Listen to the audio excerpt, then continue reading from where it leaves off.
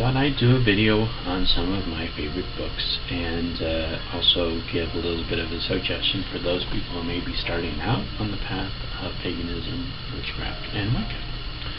So, with that said, I think that the best thing to do is, if you are exploring witchcraft, Wicca, or paganism, and you're not too sure about it, or maybe you're just trying to get a little bit of a taste of it, I would suggest looking inside of yourself first.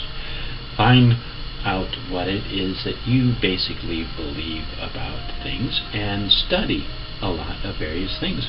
Whatever grabs your attention or you're drawn towards, pursue that.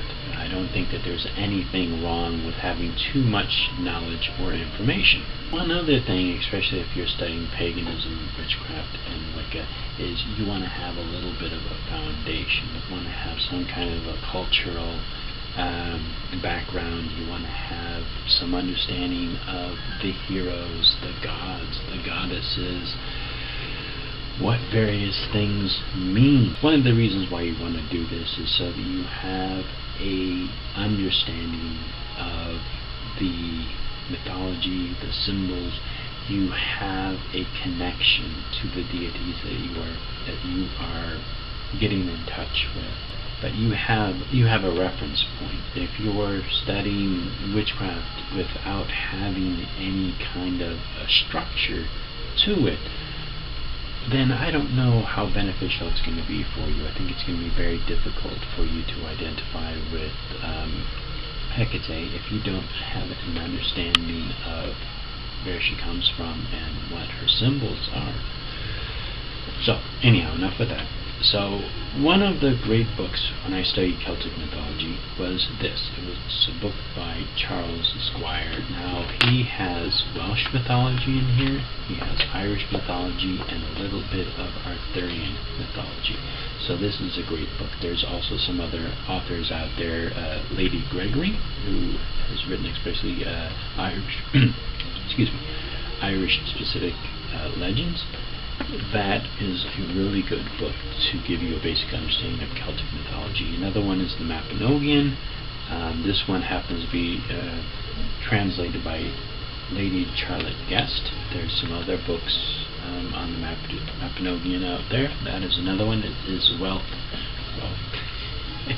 it's Welsh mythology, but that's a really good book and great stories. Another one is, this is more of a historical book. It's by Ronald Hutton. It's called Triumph of the Moon. Other authors have gone over it, so I'm not going to go into too much detail, but I think this is a great book. Another one is the companion to it by Ronald Hutton. This gives you a framework of the four sabbats and kind of the yearly cycle, but especially in the northern hemisphere, the reason for Samhain, Imbolc, Lughnasadh, Beltane, equinoxes, solstices. This is a great book. It gives you a lot of the history of some of the early pagan, pre-Christian beliefs. Another one, which I think is a really good foundation book, is Man and His Symbols by Carl Gustav Jung. Now, he was a psychologist, and he really got into symbolism, mythology, and the belief in synchronicity and the universal mind, which I think is it really stimulates, at least it stimulated my brain, and I really enjoyed reading it. And it's kind of dry. I had to read it in pieces, in chapters, and just kind of digest it and come back and read another chapter. So you may have the same experience, because there's a lot of information to really get your neurons flowing or firing, whatever they do. Okay, the next one, and now we're actually getting into a path specific to a Wicca path. This is Witch's Bible Complete by Janet and Stuart Farrath. Even if you don't follow Wicca, but this is a great book. It has a complete structure to it. It has a lot of information in it, including rituals for the sabbats. It also has a lot of the rationale and philosophy behind Wicca, which I think is very interesting. Another one is Vivian Crowley, Wicca. This is it has some information in here about Wicca, what is behind Wicca, some of the internal processes that go on behind the actions that you do after casting a circle. Another one is Spells and How They Work by Janet and Stuart Farrar. This is another great book. The Rebirth of Witchcraft by Dorian Valiente. This is another great book about Dorian Valiente, some of the history of Dorian Valiente and Gerald Gardner, some of the early people involved in the roots of Wicca in England in the 1950s. Finally, a huge book called 3 Books of Occult Philosophy by Henry Cornelius Agrippa. Now, this book you kind of have to read with a sense of humor because it was written in 1539, so it's almost 500 years old. It is filled with medieval superstition. But regardless, there's a lot of great information in here, and I really recommend reading it. It will make you laugh, but it will also make you think, and it's a great reference for if you've ever wondered why we happen to use some of the tools we do in Wicca, Witchcraft, and Magic. This book will definitely give you some insight into it.